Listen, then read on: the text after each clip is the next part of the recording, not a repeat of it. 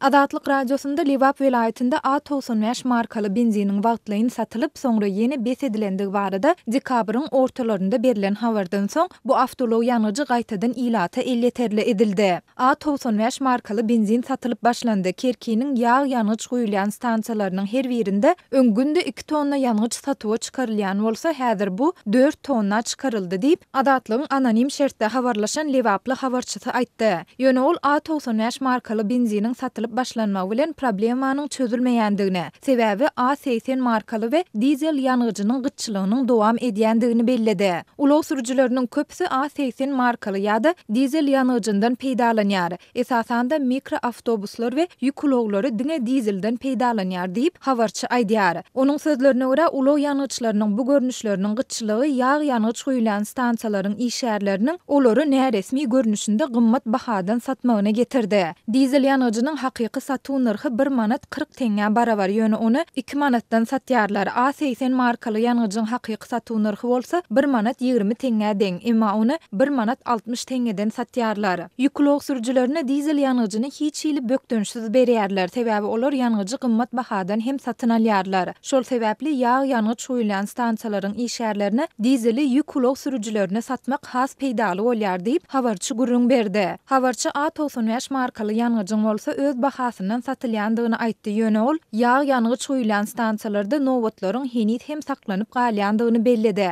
Dekabr aýynyň başynda Adatlyk radiosu Liwabyň we Daşowdyň ýanyç satýan stansiýalarynda awtolowlar üçin benzin gyçylygynyň emele gelendigini, onuň köplenç satywda bolmaýandygyny we bolan wagtynda uly nowatlaryň döreýändigini habar berdi. Şonu habarçy Liwabyň Kerki we Çärjew etraplarynda A80 markaly ýanyjyň hem çäkli möçörde satylýandygyny aýdypdy. Şu aýyň ortalarynda bolsa Liwap vilayetiniň çäginde ýerleşen etraplarda wagtlaryň A95 markaly benzin ilata elleterli edildi. Ýöne soňra onuň satywy ýene besedildi. Şonu Liwabyň çäginde ýerleşen ýanyç goýuju stansiýalarda awtolow ýanyjynyň käbir beýleki görnüşleriniň A80 markaly we dizel ýanyjynyň gyçylygy hem emele geldi. Adatlyk radiosyna ýokarda görüň edilýän ýagdaýlar dogrusynda Türkmennewit önümleri döwlet kärhanasyndan kommentari almak häzirlikçe başartmaýar. Emma Türkmenistanda emele gelen ýanyç gyçylygy türkmen häkimetleriniň ulow ýanyjyny daşary ýurt telekeçilerine satandygy barada resmi mediada peýda bolan habarlaryň ýa-da gawat geldi.